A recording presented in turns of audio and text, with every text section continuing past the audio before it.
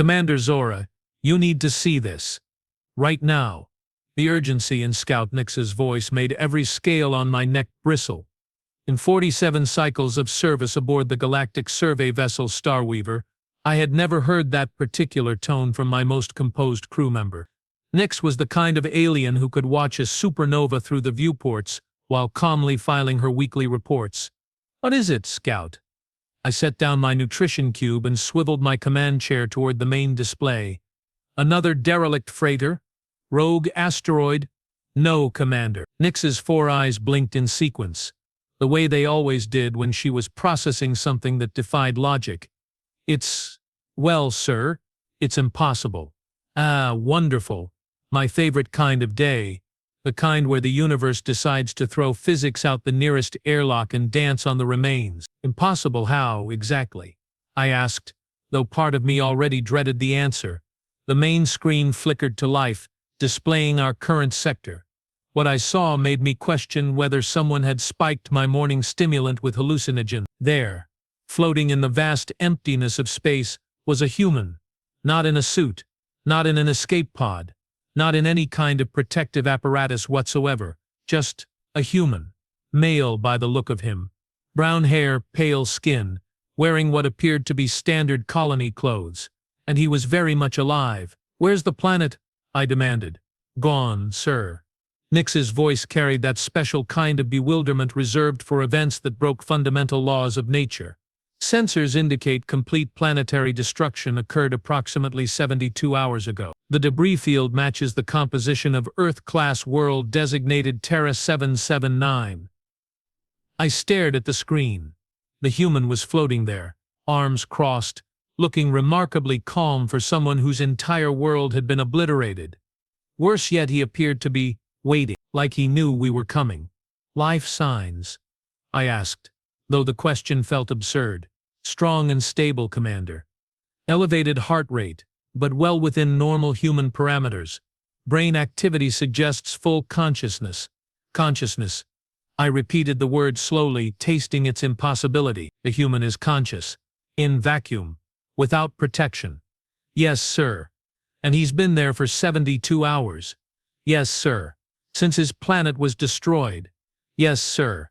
I leaned back in my command chair and contemplated the various ways this day could get worse. In my experience, when the universe started bending its own rules, things had a tendency to escalate quickly. "Bring him aboard," I ordered. "Full quarantine protocols." "And Nix?" "Yes, Commander. Alert the xenobiology team. I have a feeling we are going to need them." 20 minutes later, I stood in Bay 7, watching through reinforced transparisteel as the most impossible creature in the galaxy was brought aboard my ship. The human didn't resist, didn't struggle. He simply allowed the containment field to guide him into the airlock as if this was the most natural thing in the universe.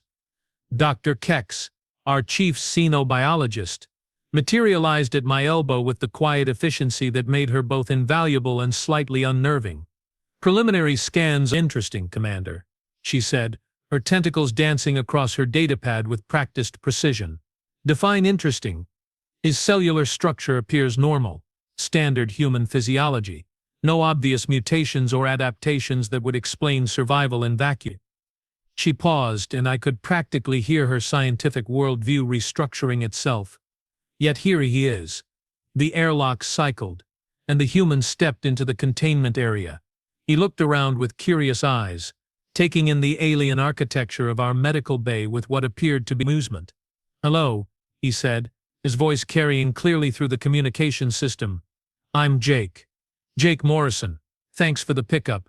Dr. Kex's tentacles stopped moving entirely.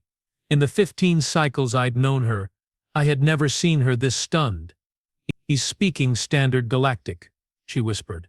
That got my attention.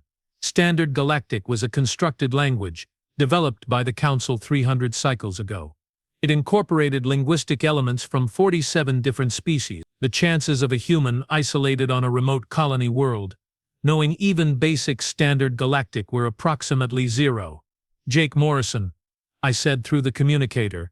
"I am Commander Zara of the Galactic survey vessel Starweaver. Can you understand me?" "Perfectly, Commander." His smile was unsettling in its normalcy. Though I have to say your timing is impeccable. Our timing. Well, yes, I have been waiting for you. The casual way he said it made my blood feel like it had dropped several degrees. Waiting for us specifically. Oh, not specifically you, Commander Zara. Though I appreciate the personal attention. He clasped his hands behind his back and began to pace within the containment field. But waiting for someone from the Galactic Survey, yes. Had to be the survey. Military would have blown me to atoms first and asked questions later. Dr. Kex looked at me with an expression that clearly communicated her professional opinion that we were dealing with either an elaborate hoax or something far worse. Jake Morrison, I continued, our sensors indicate that the planet Terra 779 was completely destroyed approximately 72 hours ago. Can you explain how you survived? He stopped pacing and looked directly at me through the transparist. For a moment something flickered behind his eyes. Something that might have been pain or loss or a grief so profound it had transformed into something else entirely. Terra 779, he repeated softly. You know, we just called it Haven. Simple name for a simple place. 80,000 colonists. Farmers, mostly. Miners. People who wanted to build something clean and honest far from the wars and politics of the inner systems. His voice carried a weight that spoke of genuine loss, but there was something else underneath it. Something that made my instincts scream warnings. I'm sorry for your loss, I said, and meant it. But that doesn't answer my question. Jake smiled again, but this time it didn't reach his eyes.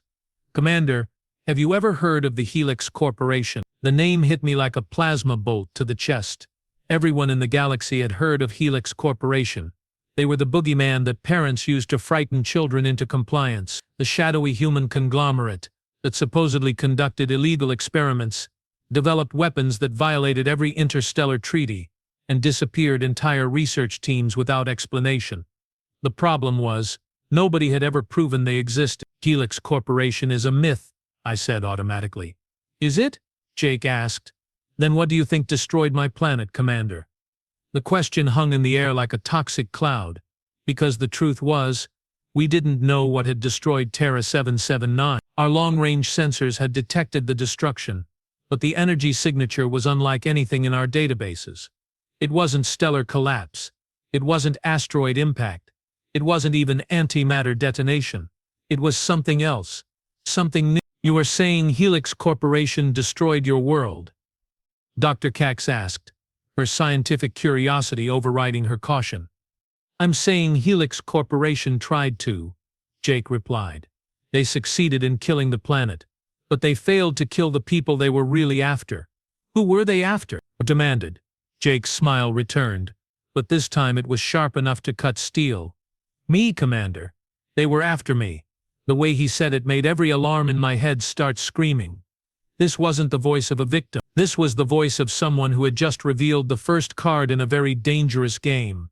Why would they want you? Dr. Cax asked. Because 10 years ago, I used to work for them.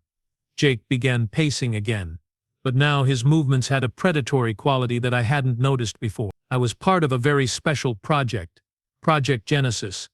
We were tasked with solving humanity's greatest weakness. Which was?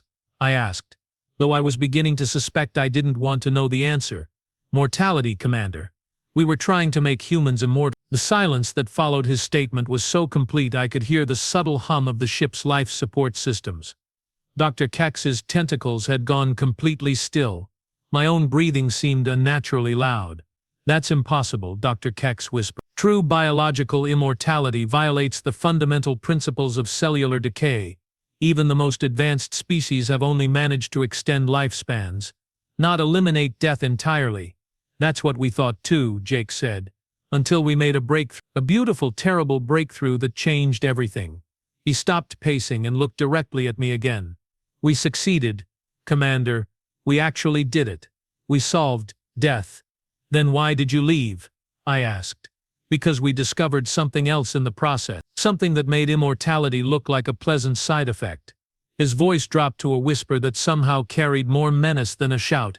We found out how to make humans more. The way he said more made my scales want to crawl off my body and hide somewhere safe. More, stronger, faster, more intelligent, more adaptable. He spread his arms wide, indicating the impossibility of his current situation. More capable of surviving things that should kill them.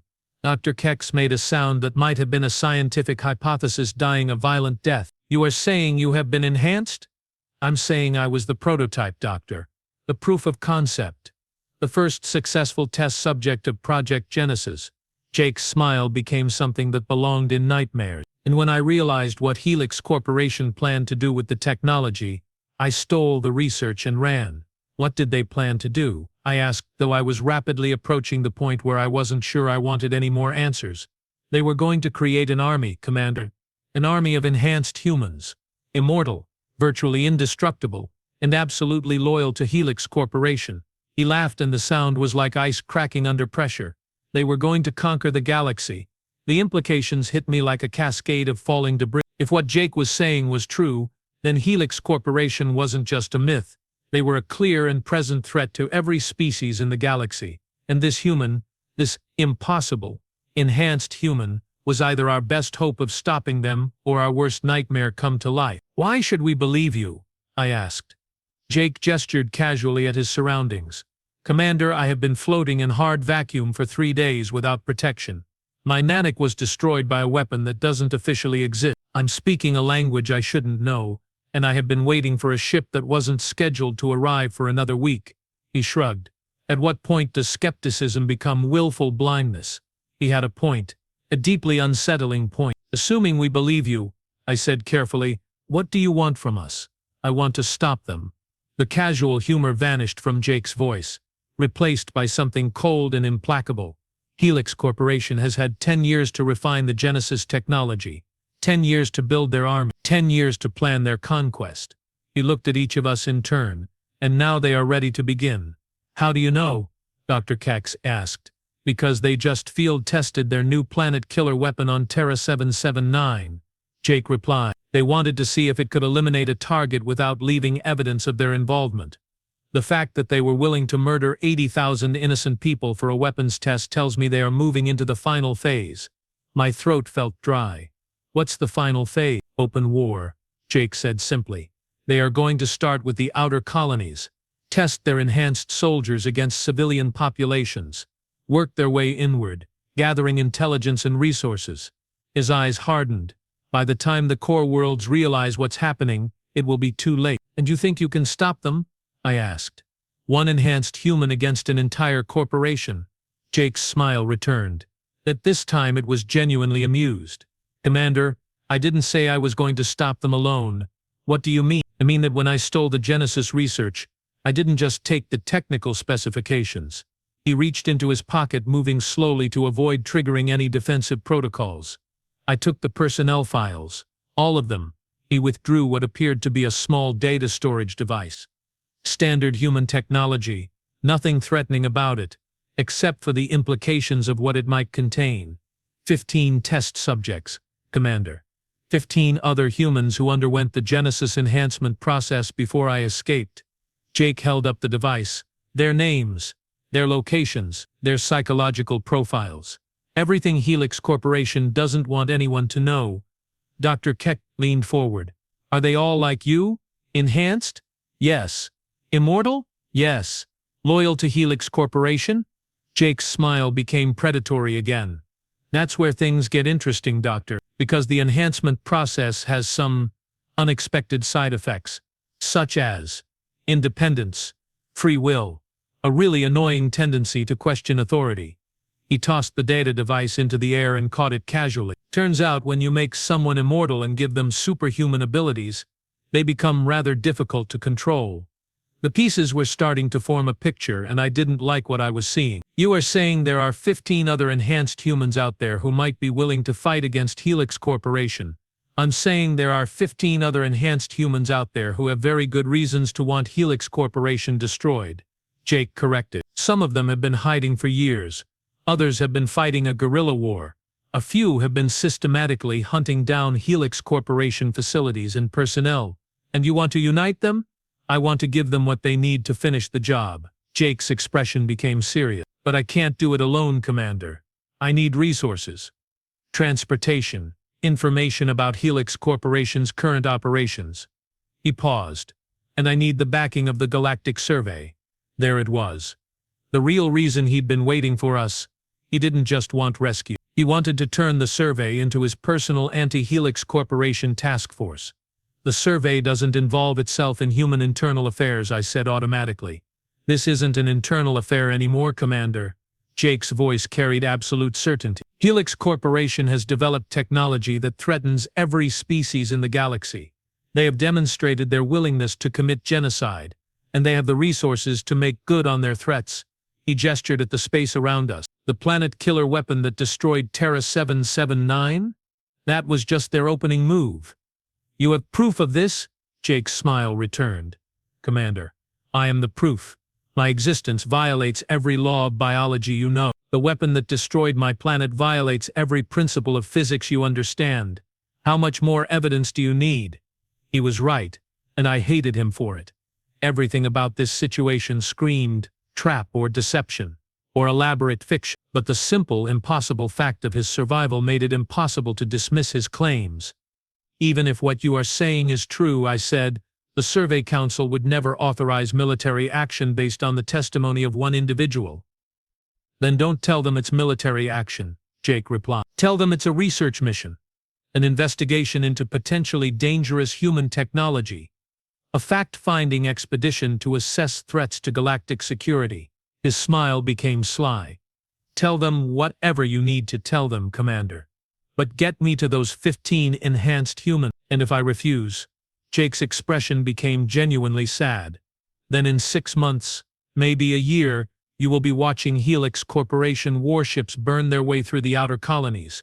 And you will remember this conversation and wonder if you could have prevented it. The manipulation was so smooth, so perfectly calibrated that I almost admired it. Almost. Dr. Kex, I said without taking my eyes off Jake. How long would it take to verify his claim? Run genetic analysis. Review the sensor data from Terra 779. Check our databases for any reference to Helix Corporation. 72 hours for preliminary results, she replied. Longer for comprehensive analysis. Do it. I turned back to Jake. You will remain in containment until we can verify your story. If you are lying, you will be handed over to human authorities. If you are telling the truth. If I'm telling the truth, Commander, you will help me save the galaxy from the greatest threat it's ever faced. His confidence was either inspiring or terrifying. I wasn't sure which. One more question, I said. If Helix Corporation wanted you dead badly enough to destroy an entire planet, why didn't their weapon kill you? Jake's smile became something that belonged in a predator's mouth. Because, Commander, the Genesis enhancement process doesn't just make you immortal. He spread his arms wide, encompassing his impossible survival. It makes you very, very hard to kill. As I walked away from the containment area, one thought echoed in my mind with increasing urgency. We were either about to become heroes in the greatest rescue mission in galactic history, or unwitting accomplices in a plan that would make the galaxy burn. Either way, I had the distinct feeling that our quiet survey mission had just become something much more dangerous. And Jake Morrison was either the galaxy's salvation or its doom. The worst part, I was beginning to suspect that even he didn't know which. 71 hours and 37 minutes after Jake Morrison had casually shattered everything I thought I knew about the universe, Dr. Kex burst into my ready room looking like she'd been wrestling with equations that had fought back and won. Commander, she gasped, clutching her datapad like it might escape if she loosened her grip. We have a problem. Several problems. Actually, we have so many problems I'm not sure where to begin.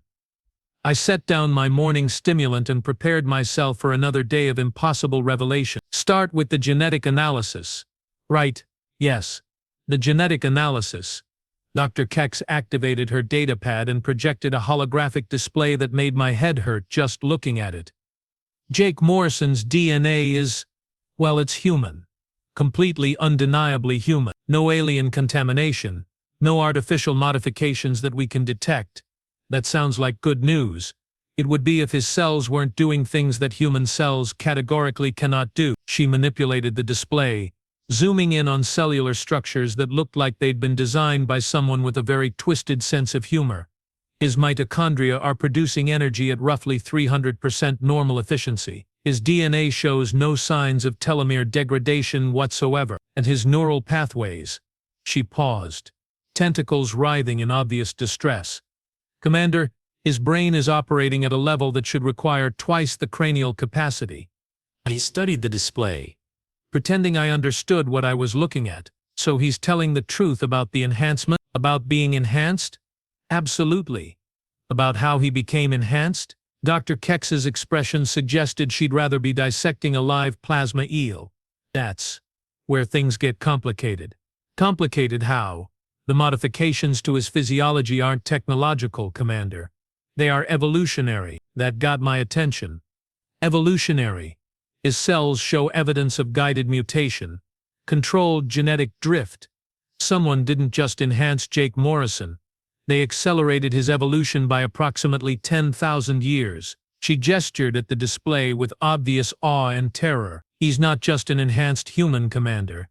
He's what humans might naturally become given enough and the right evolutionary pressures. The implications hit me like a meteor strike. You are saying Helix Corporation didn't just create super soldiers. They created the next step in human evolution? That's exactly what I'm saying. And that's just the beginning of our problems. Of course it was. Because apparently the universe had decided that one impossible crisis per week was insufficient. What else did you find? Kix manipulated the display again, bringing up a sensor analysis that looked like someone had tried to map chaos itself. The weapons signature from Terra 779. It's not in any of our databases. It's not in any of the classified military databases. It's not even theoretically possible according to our current understanding of physics. But I found references to similar energy patterns in some very old, very classified research files. Her voice dropped to a whisper. Commander, there are records of weapons testing that matches this signature. Testing that was conducted over 200 years ago. The stimulant in my stomach suddenly felt like liquid metal. 200 years ago. That's impossible. Humans barely had interstellar flight 200 years ago. That's what I thought too. Until I cross-referenced the testing locations with historical records. Dr. Kex's tentacles were practically vibrating with nervous energy. Commander, every single test site corresponds to a human colony that mysteriously vanished without explanation. The room felt like it was getting smaller. How many colonies? 14 confirmed. Possibly as many as 23. She met my eyes with an expression that conveyed professional terror. Commander, if these records are accurate, Helix Corporation has been testing planet-killer weapons for over 2 centuries, and Terra 779 wasn't their first field test. It was their most recent. I leaned back in my chair and contemplated the various ways this revelation could destroy galactic civilization. Any mention of enhanced humans in these old records. That's the truly disturbing part. Yet, there are fragmentary references to project subjects and enhanced personnel dating back almost as far as the weapons testing. Dr. Kex's voice carried the weight of someone who'd just realized they were standing on the edge of an abyss. Commander, I don't think Jake Morrison was part of the first generation of Genesis subjects. I think he might be part of the latest generation. How many generations? Based on the genetic analysis and the historical timeline. Possibly 6 or 7. Maybe more. The mathematics were staggering. If Helix Corporation had been enhancing humans for 2 centuries, if they'd been refining the process through multiple generations, then Jake Morrison wasn't just an enhanced human. He was the product of centuries of genetic manipulation and evolutionary acceleration. What about the data device he gave us? I asked. The personnel files for the other enhanced humans. Dr. Kex's expression became even more troubled, which I hadn't thought was possible. That's where our problems become truly significant, Commander. Now define significant. Define significant. Define significant. Define significant. The files are real. The enhanced humans he mentioned are real. But according to the intelligence data I have been able to verify, they are not hiding from Helix Corporation. She paused, letting the implications sink in. They are actively hunting Helix Corporation personnel and facilities. That was unexpected. Hunting them how? Assassination, sabotage, direct assault. Dr. Kex brought up a new display showing incident reports from across human space. In the past 5 years, 17 Helix Corporation facilities have been destroyed, 43 confirmed Helix personnel have been killed under suspicious circumstances, and in every case, witnesses reported seeing individuals who matched the physical descriptions of Jake's enhanced human. I studied the data looking for patterns. They are conducting a war, a very effective war. Helix Corporation has been hemorrhaging resources and personnel for years. Some intelligence reports suggest they are on the verge of operational collapse. That should have been good news, should have been. But something about Jake Morrison's confidence, his certainty about Helix Corporation's plans, suggested that we were missing a crucial piece of the puzzle. If Helix Corporation is being systematically destroyed by their own enhanced humans, why is Jake Morrison so concerned about their plans for galactic conquest? Dr. Kex's tentacles stopped moving entirely. That's the question that's been keeping me awake for the past 3 days, Commander, and I think I may have found the answer. She manipulated the display one final time, bringing up what appeared to be a timeline of recent events. Look at the pattern of attacks on Helix Corporation facilities. Notice anything? I studied the data for several minutes before the pattern became clear. They have all been targeting research facilities and personnel, not production centers or military assets. Exactly. And look at this. She highlighted a series of dates. Every attack has occurred in a specific sequence, like they are working from a list. Jake's list? That's what I think. I believe Jake Morrison and the other enhanced humans have been systematically eliminating Helix Corporation's research capabilities, destroying their ability to create more enhanced soldiers. The implications were starting to form a picture that made my blood feel cold. But if they have been so successful, why does Jake still consider Helix Corporation a threat? Because, Commander, I don't think they have been trying to stop Helix Corporation from creating an army. Doc X's voice carried absolute certainty. I think they have been clearing the way for something else entirely. Before I could ask what she meant, the ship's communication system crackled to life. Commander Zara to the bridge immediately. Priority alert. The tone in Communications Officer Tren's voice suggested that our day was about to become significantly more complicated. 3 minutes later, I stood on the bridge staring at a tactical display that made absolutely no sense. Report. I ordered. Long-range sensors have detected multiple ships approaching our position, Tren announced. Configuration unknown. Energy signatures unknown. And Commander, yes, they are moving at velocities that should be impossible for vessels of their apparent size. I looked at the display. 6 ships, sleek and predatory, approaching at a speed that violated several fundamental principles of physics. Their design is unlike anything in our databases. Human in origin, but advanced beyond anything humanity was supposed to possess. Time to intercept? At current velocity, 14 minutes. Are they responding to our hails? No response to standard communication protocols, Commander, but they are broadcasting a signal on an encrypted frequency. Can you decode it? Tren's manipulator tentacles danced across his control surface. Partially, Command, it appears to be a recognition code. And it's requesting permission to speak with Jake Morrison. Of course it was. Because apparently our impossible passenger had friends. Friends with impossible ships who'd somehow found us in the middle of nowhere. Alert status yellow, I ordered. Defensive systems online but not armed, and get me a secure channel to the containment bay. Moments later, Jake Morrison's face appeared on the communication screen. He looked remarkably calm for someone whose mysterious allies had just appeared in overwhelming force. Ah, he said with that unsettling smile. Right on schedule. You were expecting them? I sent out a signal when you first brought me aboard, Commander. Old frequencies, old codes. I wanted to see who was still alive out there. And all of them, apparently. His smile became genuinely pleased. The whole family's coming to the reunion. The other enhanced humans, every single one, Diana, Marcus, Elena, David, Sarah, and the rest. Jake's expression became serious.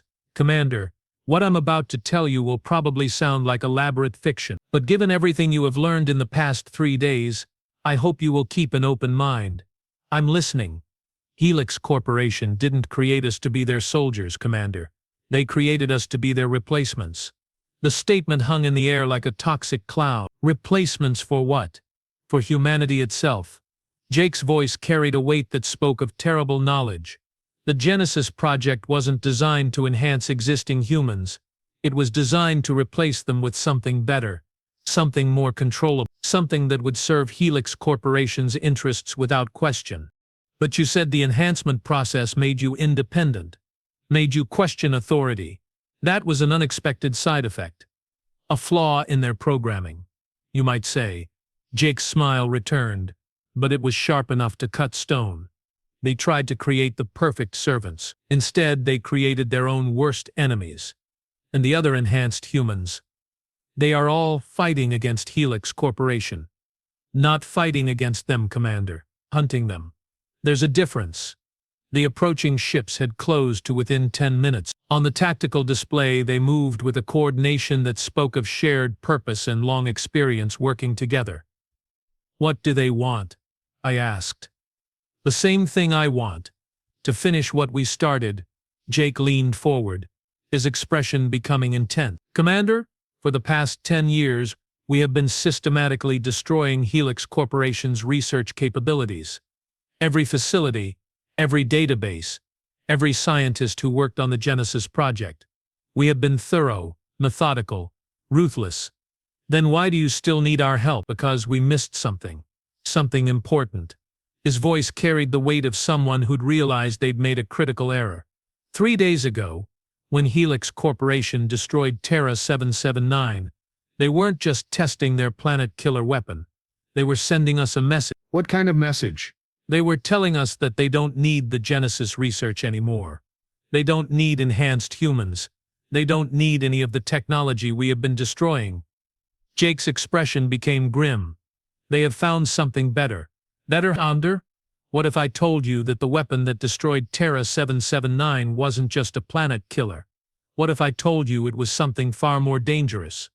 The tactical display showed the approaching ships, slowing to intercept velocity. Whatever was about to happen, it was going to happen soon. Define dangerous. What if I told you it was a weapon designed to strip away the very fabric of space-time itself? A weapon that doesn't just destroy planets but erases them from existence entirely. Jake's voice dropped to a whisper. What if I told you that Helix Corporation has developed the ability to delete entire star systems from reality? The bridge fell silent except for the soft hum of life support systems. Even the tactical displays seemed to flicker as if reality itself was having trouble processing the implications. That's impossible, I said automatically. Is it? Terra 779 isn't just gone, Commander. According to your own sensor records, there's no debris field, no residual radiation, no gravitational anomalies. Nothing. Jake's smile became something that belonged in nightmares. It's as if the planet never existed at all. Dr. Kex had been right. We had problems. Serious, galaxy-threatening, reality-bending problems. What do you want from us? I asked. I want you to help us stop them before they perfect the technology, before they turn their reality erasure weapon against every world that opposes them. Jake's expression became pleading. Commander, if Helix Corporation succeeds, they won't just conquer the galaxy, they will rewrite it. Incoming message from the lead ship, Tren announced. They are requesting permission to dock.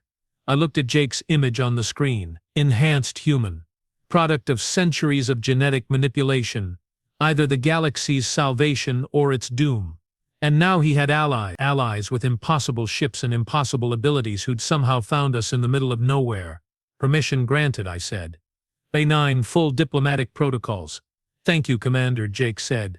You won't regret this decision. As I watched the enhanced human ships dock with surgical precision, I couldn't shake the feeling that I already did. The first thing I noticed about the enhanced humans was that they moved wrong. Not obviously wrong. Not cartoonishly wrong. Wrong in a way that made every instinct I possessed scream warnings about apex predators in enclosed spaces. They walked with the casual grace of beings who had never encountered a threat they couldn't handle. They looked around my ship with the mild curiosity of tourists examining interesting architecture.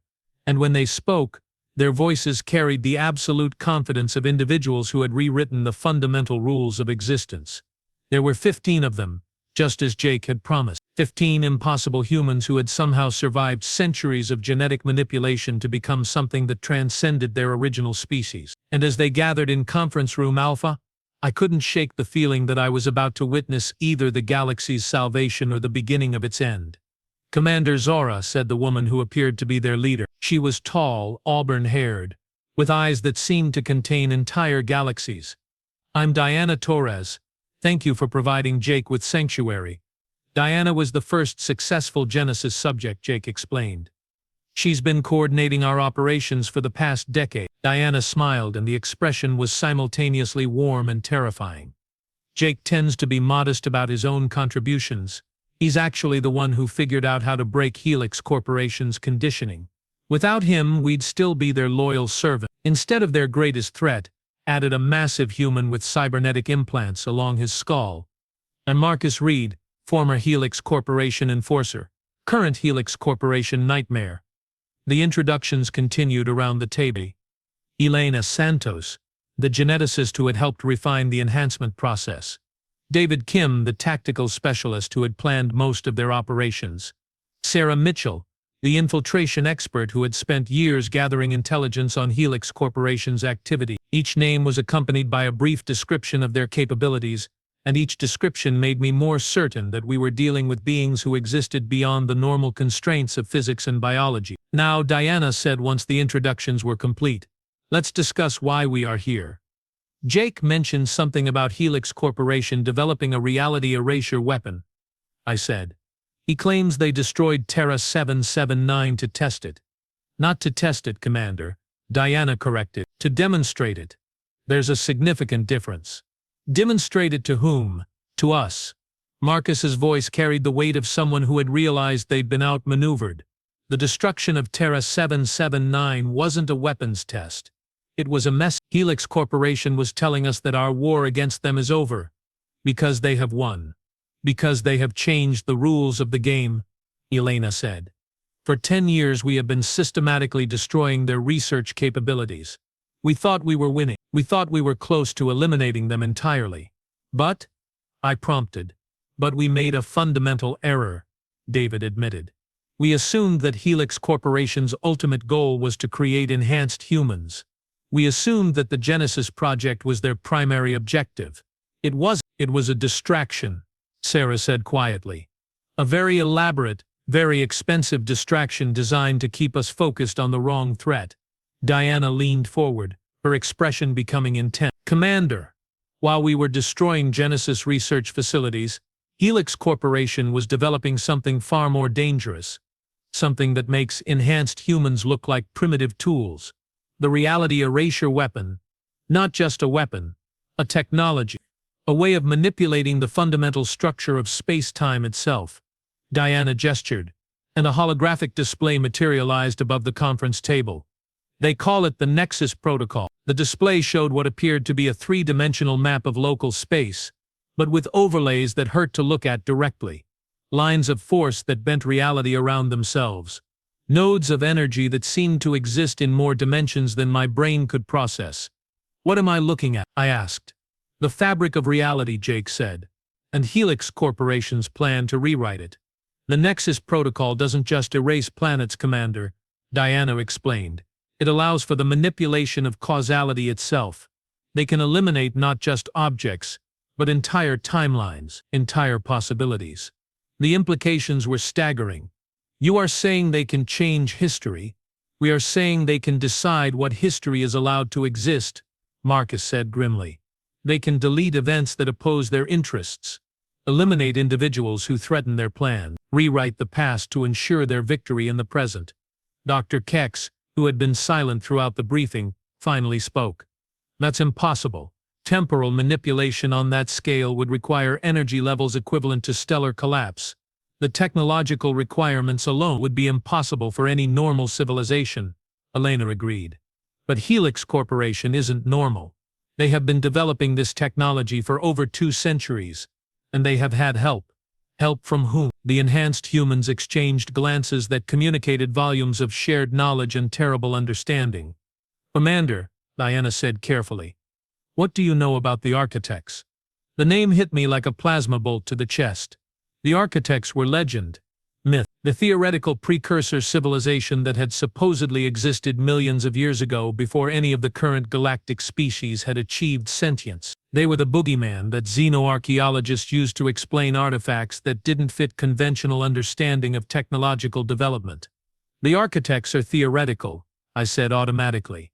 They were, Sarah said, until Helix Corporation found one of their installations. The room fell silent except for the soft hum of life support systems. Even that seemed unnaturally loud in the face of such a revelation. That's impossible, Dr. Kex whispered. 17 years ago, a Helix Corporation survey team discovered an intact architect facility on the edge of the galactic core, Diana said. It contained technologies that defied every principle of physics we understood, including the theoretical foundations for the Nexus protocol. How do you know this? I demanded. Because I was part of the team that discovered it, Elena said quietly.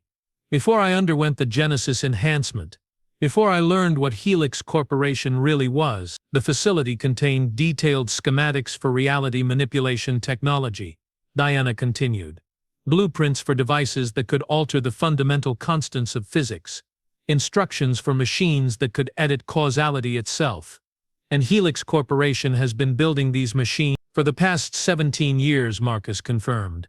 They have constructed Nexus installations throughout human space, hidden facilities that tap directly into the quantum substrate of reality.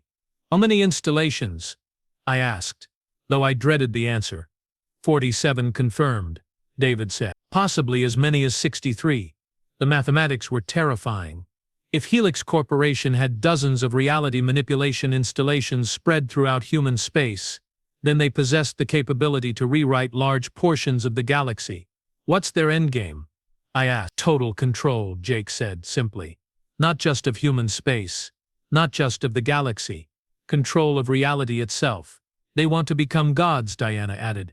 And the Nexus protocol gives them the power to do it. So how do we stop them? The enhanced humans exchanged another series of meaningful glances. That's complicated, Commander, Elena said. The Nexus installations are protected by reality distortion fields. Conventional weapons can't touch them.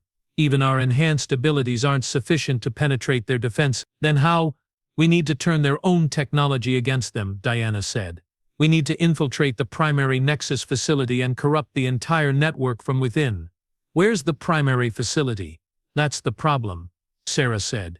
We don't. Our intelligence suggests it's hidden somewhere in the galactic core, but the reality distortions make it impossible to locate with conventional sensors. However, Jake said with that unsettling smile, we have a plan. Of course they did, because apparently impossible humans with impossible abilities always had impossible plans. What kind of plan? Diana manipulated the holographic display, zooming in on a section of space that looked familiar. Too familiar. Commander, your ship has something that ours don't. Something that Helix Corporation can't duplicate or defend against. What's that? A quantum resonance scanner. I stared at the display, beginning to understand the true scope of what they were asking. You want to use the survey's deep space sensors to locate the primary Nexus facility. We want to do more than that, Marcus said. We want to use your ship as our infiltration platform. The survey is a civilian research vessel. We are not equipped for military operations. You are not equipped for conventional military operations, Diana corrected. But the Nexus protocol operates outside conventional physics. Your sensors can detect quantum anomalies that military equipment would miss entirely. And once we find the facility, we destroy it, Jake said simply. All of us. Together. You are talking about a suicide mission. We are talking about the only mission that matters, Diana said. Commander, if Helix Corporation succeeds in perfecting the Nexus protocol, they will have the power to edit us out of existence entirely. They will be able to rewrite history so that enhanced humans were never created, so that the resistance against them never existed. They will be able to create a reality where Helix Corporation has always ruled the galaxy, Elena added, where opposition to their authority is literally impossible. The scope of the threat was beyond comprehension. We weren't just talking about conquest or genocide. We were talking about the complete elimination of free will from the universe. How long do we have? I asked.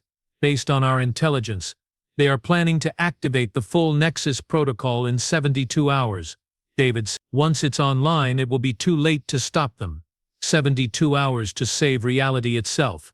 No pressure. Commander, Diana said, I know this sounds like elaborate fiction. I know it's difficult to accept that beings who appear human could pose such a fundamental threat to existence. But consider this. Jake Morrison survived the complete destruction of his planet. We have traveled here in ships that violate the laws of physics. We are asking for your help to prevent the rewriting of reality itself. She had a point. A deeply unsettling, universe-threatening point. What exactly are you asking me to do? Help us find the primary Nexus facility, Jake said. Use your ship's sensors to penetrate the reality distortions that hide it. Get us close enough to infiltrate and destroy it. And if I refuse, then in 72 hours, Helix Corporation will activate a technology that makes them the supreme arbiters of reality, Diana said quietly. And the universe as we know it will cease to exist. I looked around the table at 15 enhanced humans who had somehow transcended their original species to become something that existed beyond the normal constraints of biology and physics. They were asking me to risk my ship, my crew, and quite possibly the stability of local spacetime to prevent a threat that sounded like the plot of a bad science fiction novel. The problem was, everything they'd told us so far had turned out to be true. Kex, I said, what's your professional opinion? She studied her datapad for several moments before responding. Commander, the quantum resonance patterns I have detected from these individuals are consistent with reality manipulation on a fundamental level. Their mere presence is causing micro-distortions in local space-time, meaning they are telling the truth about their capabilities. And if they are right about Helix Corporation's plans, she paused, tentacles writhing with obvious distress. Commander, the Nexus protocol as they have described it would represent a clear and present threat to the continued existence of the galaxy. Recommendation? We help them, sir. Whatever the risks. I looked back at the enhanced human, 15 beings who had been created as weapons and chosen to become guardians. 15 impossible individuals who represented either salvation or damnation for every sentient species in the galaxy. All right, I said. Let's go save reality. 6 hours later, the Starweaver was racing toward the galactic core at maximum velocity, her quantum resonance scanners operating at levels that made my chief engineer file formal complaints about potential cascade failures. The enhanced humans had distributed themselves throughout the ship, their presence causing subtle but measurable distortions in everything from artificial gravity to life support efficiency. Sensor contact, announced scanner technician Vale from her station. Massive quantum distortion field, bearing 27 Mark IV. Configuration matches theoretical projections for a primary Nexus facility. On the main display, space itself appeared to be twisted into impossible geometry. Reality bent and folded around a structure that existed in more dimensions than normal physics allowed. It was beautiful and terrifying and completely beyond my ability to comprehend. There, Diana said, pointing at the center of the distortion field. That's what we have been looking for. How do we get through the reality distortions? I asked. Very carefully, Jake replied. And with a lot of help from your quantum resonance scanners, scanner readings indicate multiple reality anchors throughout the distortion field. They'll report. If we can navigate between them, we should be able to reach the facility without triggering a cascade collapse. Define cascade collapse, I said, though I suspected I didn't want to know. The complete elimination of local spacetime, Dr. Cax said helpfully. Along with everything in it. Wonderful. We were attempting to infiltrate a facility that was protected by weaponized physics. Navigation plot laid in, announced our pilot. Course will take us through 17 separate reality distortions. Estimated travel time, 43 minutes. Do it, I ordered. The next 43 minutes were the longest of my life. The Starweaver twisted and turned through impossible geometries, her hull creaking under stresses that shouldn't have been possible. Reality flickered around us like a damaged hologram. At one point, the forward viewports showed us flying through what appeared to be a nebula made of crystallized time. Approaching the facility, Vale announced. Sensors indicate a structure approximately 50 kilometers in diameter, configuration unknown. The main display showed us something that broke my understanding of architecture. The Nexus facility existed in multiple dimensions simultaneously, its geometry shifting and changing as we walked. It was part space station, part quantum computer, and part something that didn't have a name in any language I knew. Life signs? I asked. Minimal human presence. Most of the facility appears to be automated. Vale paused. studying her reading. Commander, I'm detecting massive energy buildups throughout the structure. Whatever they are planning, it's happening soon. How soon? Based on the power levels, I'd estimate activation in less than 6 hours. We were cutting it close. Very close. Docking bay located. Our pilot announced, bringing us in. The enhanced humans were already moving, gathering equipment and weapons that looked like they'd been designed by someone with a profound understanding of physics and a complete disregard for safety regulation. Commander, Diana said, we need you to maintain position here and monitor our progress. If something goes wrong, you're all dead anyway, I replied. Along with the rest of reality. Probably, Jake agreed cheerfully. But it's been an honor serving with you, Commander. They filed out of the bridge, with the calm efficiency of individuals who had accepted that they were probably walking toward their deaths. 15 enhanced humans against a facility that could rewrite the fundamental laws of physics. I really hoped they knew what they were doing. For the next 4 hours, I watched through the ship's sensors as 15 impossible humans infiltrated a facility that violated every principle of engineering I understood. They moved through corridors that existed in folded space. They bypassed security systems that operated on principles of quantum uncertainty. They fought defensive drones that existed partially outside normal reality, and somehow, impossibly, they were winning. They have reached the central control chamber, Vale reported. Energy readings unprecedented. Commander. On the display, I could see the enhanced humans gathered around a device that hurt to look at directly. It was part machine, part mathematical equation, and part something that existed beyond the boundaries of conventional matter. This is it, Diana's voice came through the communication system. The primary Nexus controller. Jake, are you ready? As ready as anyone can be for voluntary integration with a reality manipulation device, Jake replied. Just remember, if this doesn't work, it will work, Diana said with absolute certainty. It has to. I watched as Jake Morrison, the impossible human who had survived the destruction of his planet, approached the Nexus controller. The device responded to his presence, reality bending around him like liquid light. Integration beginning, he announced. I can feel it, the entire network. Every Nexus facility, every reality anchor, it's all connected. Can you shut it down? Marcus asked. I can do better than that. Jake's voice carried new harmonics, as if he was speaking from multiple dimensions simultaneously. I can reverse it, turn the Nexus protocol against itself. What does that mean? I demanded. It means instead of rewriting reality to serve Helix Corporation, we are going to rewrite reality to eliminate them entirely. Jake's laughter echoed through the communication system. Every facility, every installation, every trace of their existence. Jake, that's not possible, Elena protested. The power requirements alone would be impossible for a normal human, Jake agreed. But I'm not normal anymore, am I? On the sensors I watched as energy levels throughout the facility began to spike beyond measurement. Reality itself began to fluctuate around the enhanced humans. Jake, you need to get out of there, Diana ordered. The integration is becoming too intense. Can't do that, Jake replied. The only way to ensure Helix Corporation can never use this technology is to destroy it completely, and the only way to destroy it completely is from the inside. I realized what he was planning. He's going to sacrifice himself. That's the plan, Jake confirmed.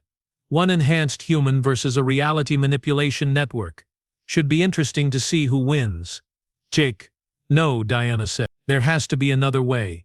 There is no other way. And you know it. Jake's voice carried absolute certainty. This is what we were created for. Not to serve Helix Corporation. Not to conquer the galaxy. But to save it. The energy levels spiked again, and reality began to unravel around the facility. Everyone out, Jake ordered. Now. This is going to get messy. I watched through the sensors as 14 enhanced humans retreated toward their ships, moving with desperate efficiency as space-time collapsed around them. The Nexus facility was tearing itself apart, taking large portions of local reality with Jake Morrison, I said through the communication system. It's been an honor. Likewise, Commander, he replied. Take care of my family. The last thing I saw before the sensors overloaded was Jake Morrison, enhanced human and savior of the galaxy, standing at the center of a reality storm that was rewriting the fundamental laws of physics. Then everything went wild. When the sensors came back online 3 hours later, the Nexus facility was gone. Not destroyed, not damaged. Gone, as if it had never existed. The reality distortions had collapsed, leaving nothing but empty space and the fading echoes of quantum interference. "Report," I ordered. "All Nexus installations throughout the galaxy have gone dark," Vale announced. "Quantum resonance patterns indicate complete system failure across the entire network." "And Helix Corporation." "Unknown, Command. But based on the scale of the quantum collapse, it's likely that their entire infrastructure has been eliminated."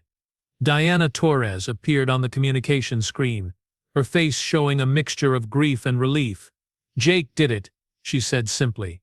"He destroyed the entire Nexus network. Helix Corporation is finished. What about him? Gone. Integrated with the quantum substrate itself." Diana's expression became thoughtful. "Though I suspect that for someone like Jake Morrison, death might be a relative concept." "What happens now?" "Now we go home," Diana said.